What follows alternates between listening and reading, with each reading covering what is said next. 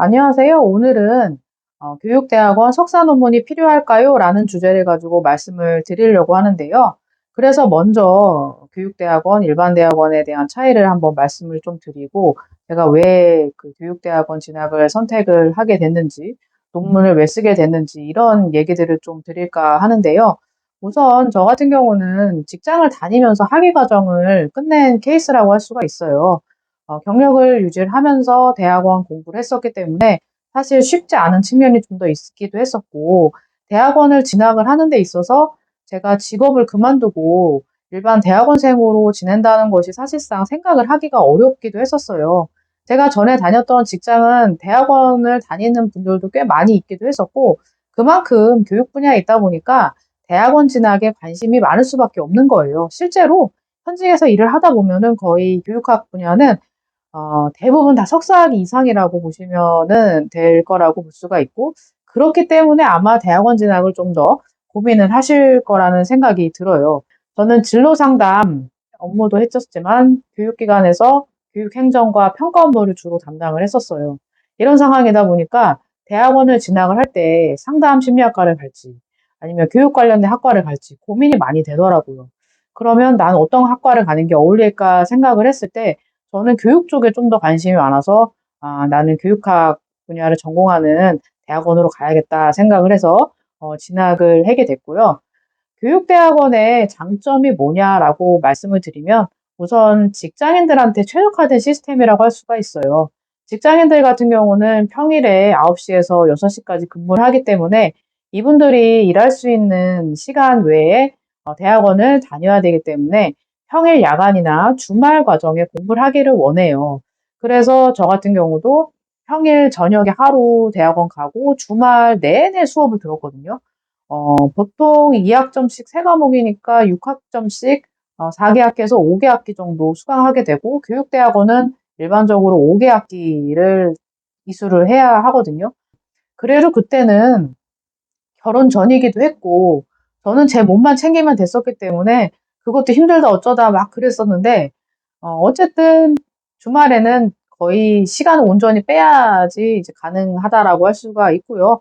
요즘 뭐 교육대학원 같은 경우는 직장인들의 상황을 다양하게 고려해서 시간도 그렇고 수업 방식도 대면만 고집하는 게 아니라 줌으로 온라인 수업으로 듣기도 하고 다양한 형태의 방식으로 운영하는 것으로 알고 있거든요. 그리고 또 말씀을 또 드리고자 하는 부분이, 이 교육대학원 같은 경우는 사실상 파트타임 학생들이기 때문에 일반 대학원생들처럼 사실상 뭐 지도 교수님이 계시기는 해도 이렇게 좀 더 지도를 받는 데 있어서 일반 대학원생들보다는 어려운 점이 존재할 수밖에 없어요. 일반 대학원생들은 대부분 학교에 거의 있잖아요. 하루 종일 거의 있다든지 아니면 교수님 프로젝트 일을 한다라든지. 그럼에도 교육 분야, 이 사회과학 이쪽 분야는 어 교수님의 프로젝트를 하는 게 뭐 일부 좀 규모가 큰 대학인 경우는 좀 있긴 하겠지만, 그렇지 않은 경우는 일반 대학원이 잘 운영이 잘 안 되거든요. 그래서 직장인이 다니는 교육대학원 과정으로 사실상 몰릴 수밖에 없게 되는 거예요. 그러면 교수님들도 일반 대학원생들 같은 경우는 자주 학교에서 만날 수 있긴 하지만 직장인들은 만나기가 좀 어려운 측면이 있잖아요. 그러다 보니까 직장인 파트타임 학생들한테는 무조건 뭐 "석사 논문을 써야 된다." 뭐 이런 얘기를 하시지는 않고 "선택이다. 학점으로 졸업을 해도 되고 아니면 논문을 써서 졸업을 해도 된다. 그것은 선택이다." 이렇게 얘기를 하시거든요. 근데 저 같은 경우는 교수님이 "논문은 있어야 된다."라고 말씀하셨던 분이셔 가지고 석사 논문을 정말 어렵게 쓰기도 했었고요. 그 당시에 제가 다녔을 때는 논문을 써야지만 졸업을 할 수 있는 시스템이었거든요. 그래서 논문을 쓰지 못해서 석사학위 못 받은 그 제 동기들도 있어요. 아무래도 직장인들이다 보니까 정말 뚜렷한 목표와 의지가 없으면 논문을 쓴다는 게 굉장히 어려운 측면이 있거든요.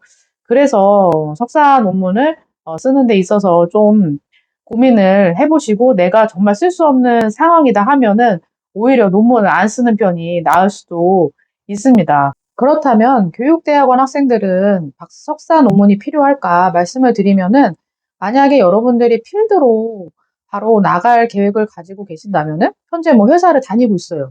조건도 너무 좋은 회사고 그냥 회사원으로서의 삶을 살고 싶다 하시는 분들은 논문이 필요 없을 수 있습니다. 왜냐하면 모든 사람들이 논문이 필요한 게 아닌 거거든요.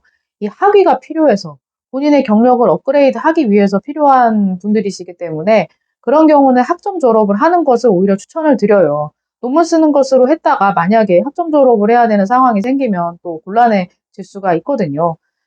만약에 필요가 없으신 분들은, 그러니까 필드에서 활약을 하실 분들이라면 논문을 쓸 시간에 차라리 여러분들의 브랜드를 좀 더 세우는 데 집중을 하신다라든지, 그런데 만약에 연구원이나 교수 임용을 준비를 하고 싶으신 분들이라면 반드시 석사 논문을 써야 한다라고 할 수가 있는 거죠. 왜냐하면 석사 논문이 없으면 그 과정에서 박사 과정을 하든지 논문을 쓰는 과정에서 굉장한 어려움을 겪을 수밖에 없거든요.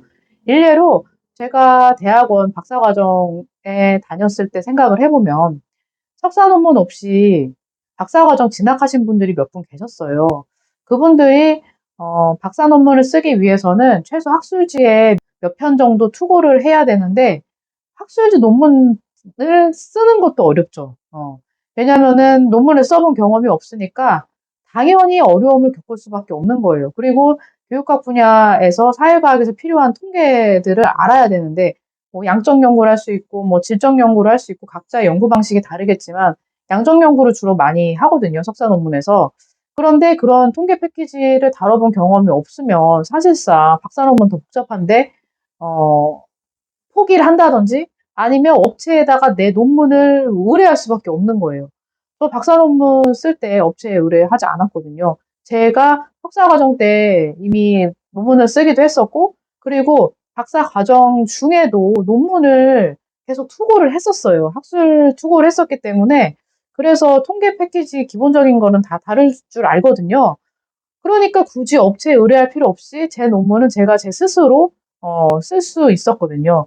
그런데 석사 논문이 없으면 이 과정이 다 생략한 채로 박사 논문을 써야 되기 때문에 엄청난 어려움을 겪게 될 수밖에 없어요. 교수님들도 박사과정생을 지도하실 때 이 정도는 안다라는 전제 하에 지도를 하게 되는데 그거조차 모르고 이게 교수님이 무슨 말씀을 하시는 거지? 어려움을 겪게 되니까 뭐 논문을 대행해주는 업체를 찾는다라든지 이런 식으로 일을 하게 돼요. 그러면 논문 업체를 낀다라고 가정을 하면은 논문 업체 같은 경우는 교수님의 니즈를 알아오라는 식으로 얘기를 해요. 그래야지 교수님이 원하는 니즈에 맞게 논문을 쓰게 되니까. 뭐 석사 때는 그래도 그게 통할 수 있다 생각을 해요. 그런데 박사 과정은 사실 그게 통하지 않을 수가 있거든요. 뭔가 이 연구자로서, 독립된 연구자로서 본인의 논문을 써야 되는데, 업체를 끼고 한다? 물론 양적 연구를 하고, 뭐, 상관관계 연구나, 뭐, 회귀 분석하는 연구, 뭐, 이런 것들은 가능은 하겠지만, 뭐, 프로그램 개발 저 연구했었잖아요.